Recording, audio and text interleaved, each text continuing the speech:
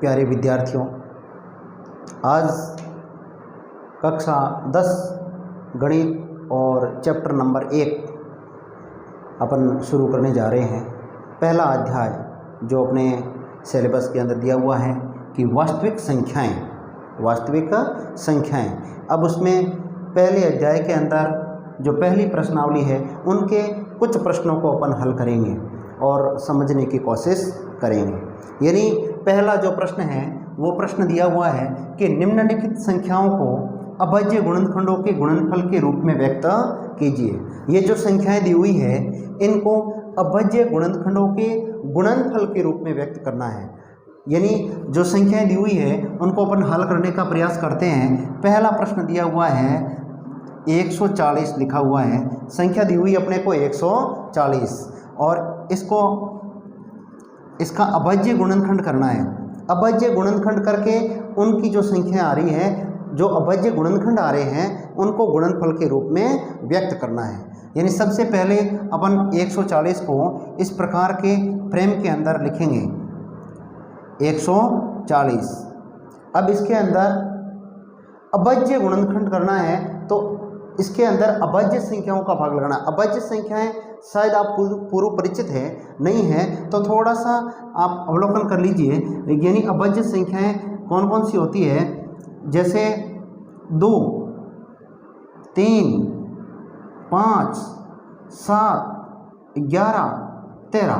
ये संख्याएं एक ऐसी संख्याएं जिनके अंदर या तो उस सम संख्या का भाग जाता है या 1 का भाग जाएगा, बाकी अन्य किसी संख्या का भाग नहीं जाएगा।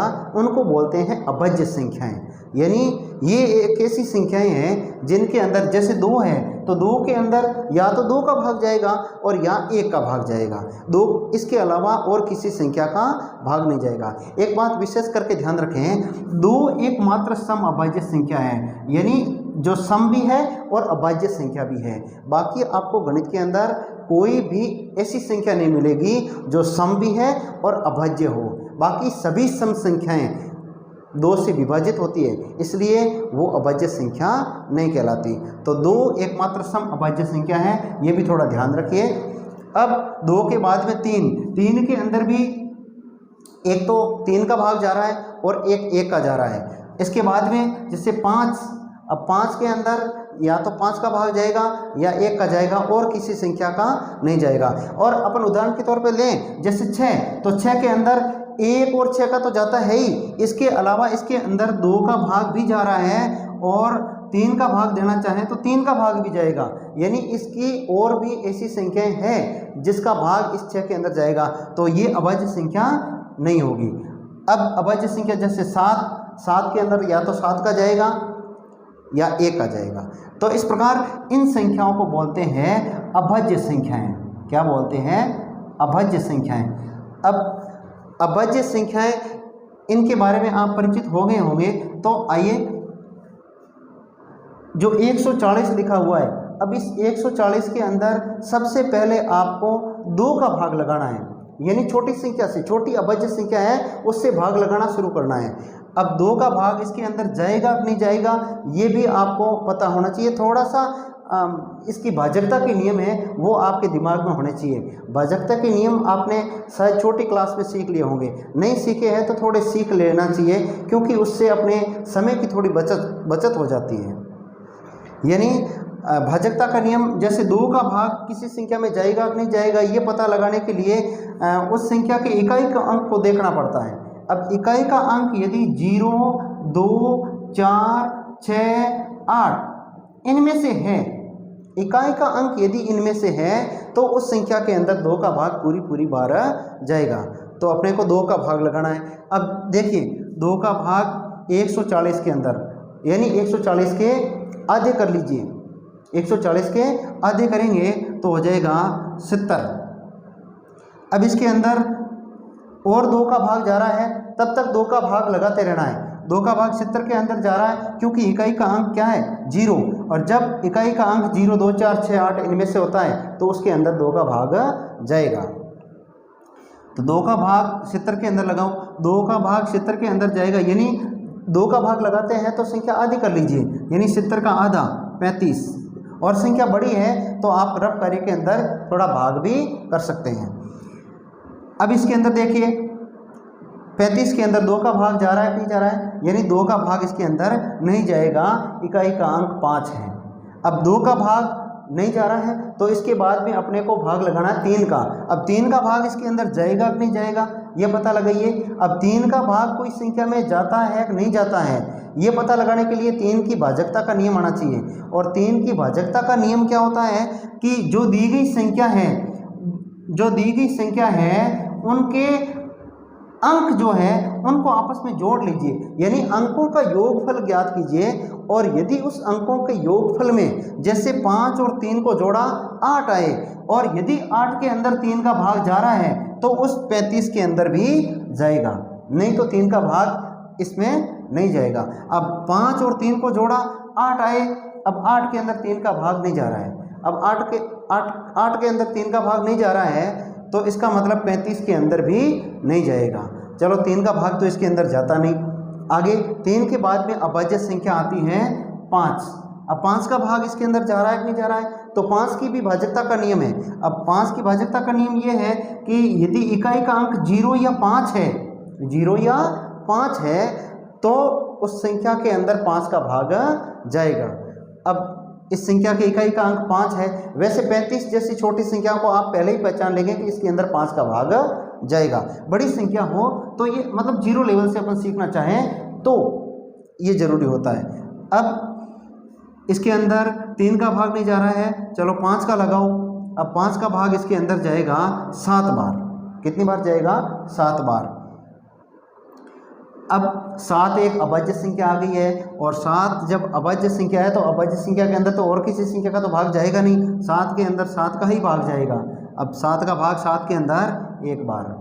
अब जब यहाँ 1 आ जाए तो अपने को दी हुई जो संख्या है उसको लिखिए सबसे पहले 140, और इसके जो गुणनखंड आए हैं, इसके जो अभाज्य गुणनखंड आए हैं उनको यहाँ गुणा के रूप में लिख दीजिए, यानी कि 2 गुणा 2 गुणा 5 गुणा 7, ये इस प्रकार, यानी कि ये आपके आ गया आंसर।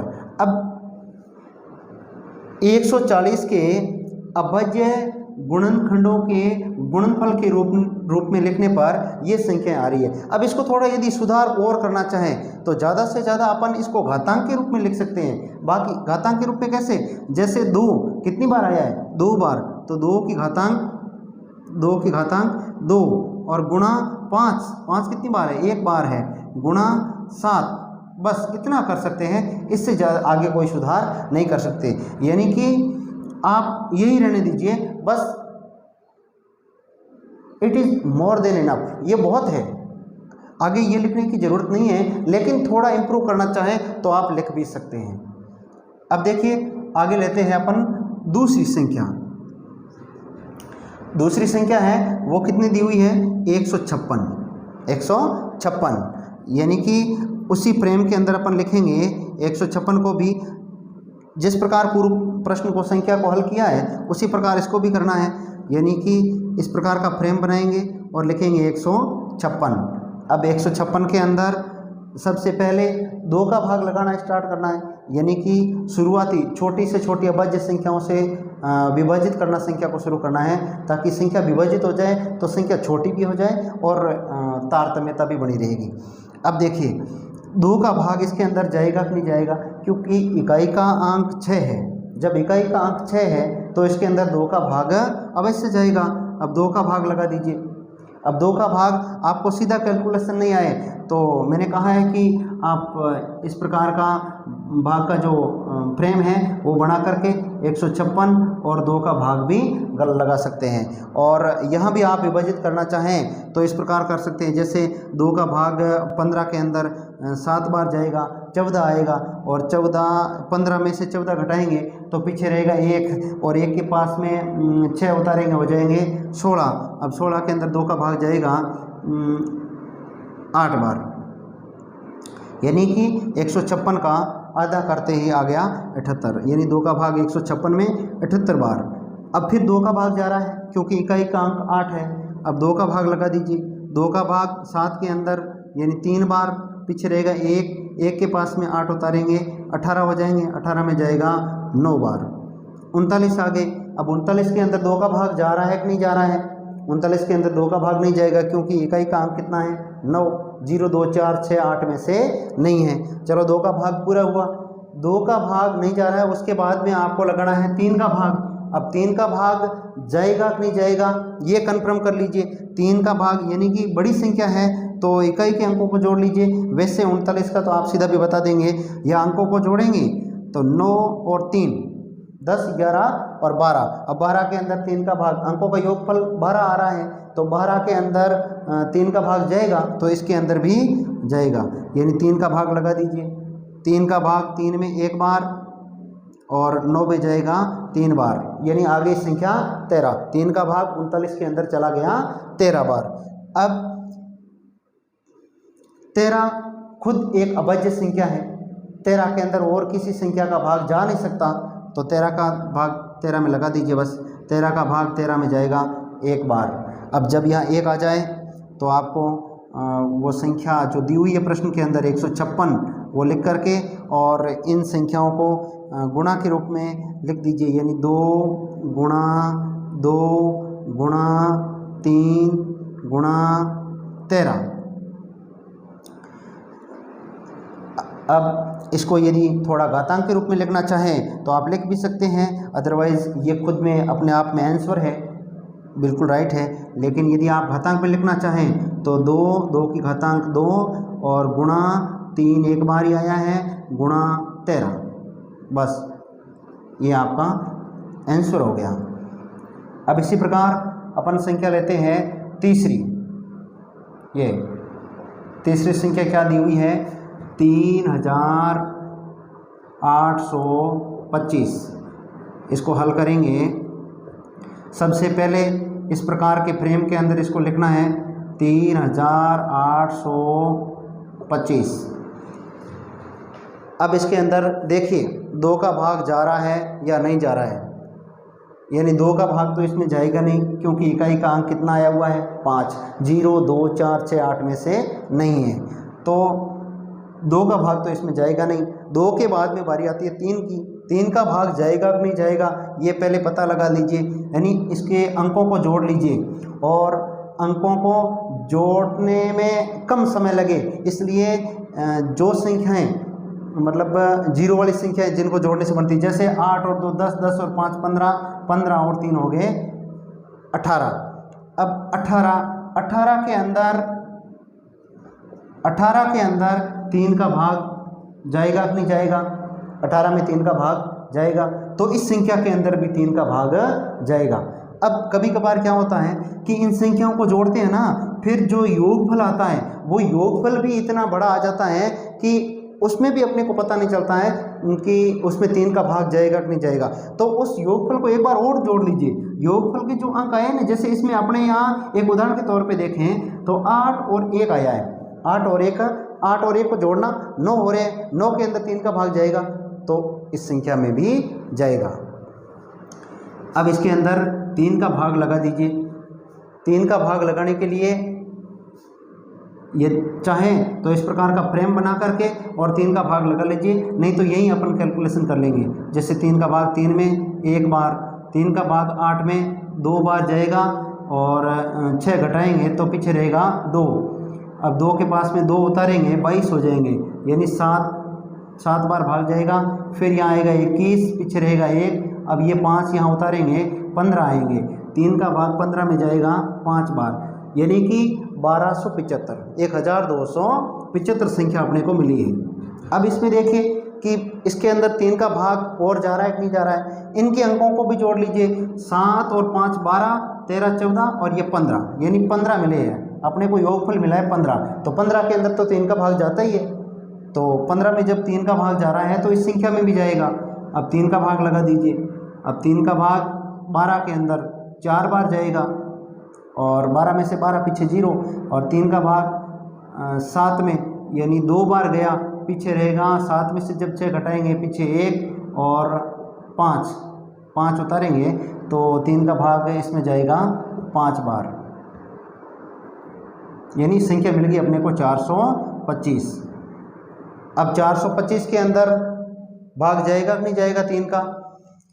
425 के अंकों को जोड़ना, 5 और 4 9, 10 11, यानी संख्या योगफल मिल रहा है अपने को 11। अब योगफल 11 मिल रहा है तो 11 के अंदर 3 का भाग जाएगा नहीं, तो इस संख्या में भी नहीं जाएगा। अब 3 का नहीं जा रहा है तो 3 की अगली अभाज्य संख्या आती है 5। अब 5 का भाग इसमें जाएगा कि नहीं जाएगा ये पता लगाइए।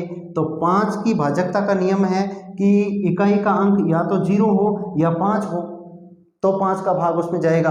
अब इकाई का अंक तो 5 है तो 5 का भाग इसमें जाएगा, तो 5 का भाग लगाओ।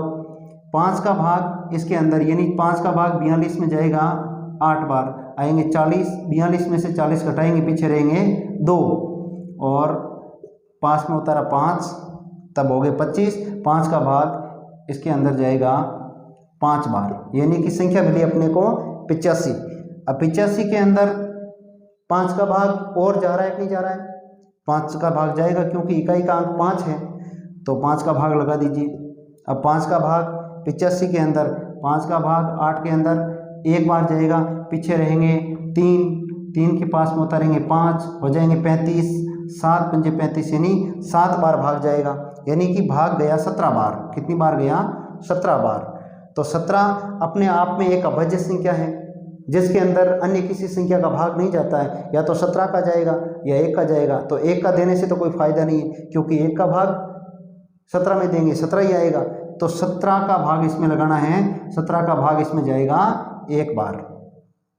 जब यहाँ 1 आ जाए तो उस संख्या को लिखना है वापस 3825 बराबर जो अपने यहाँ जो संख्या आई है उनको एक बार गुणनफल के रूप में लिख दीजिए, यानी कि 3 गुणा 3 गुणा 5 गुणा 5 गुणा 17।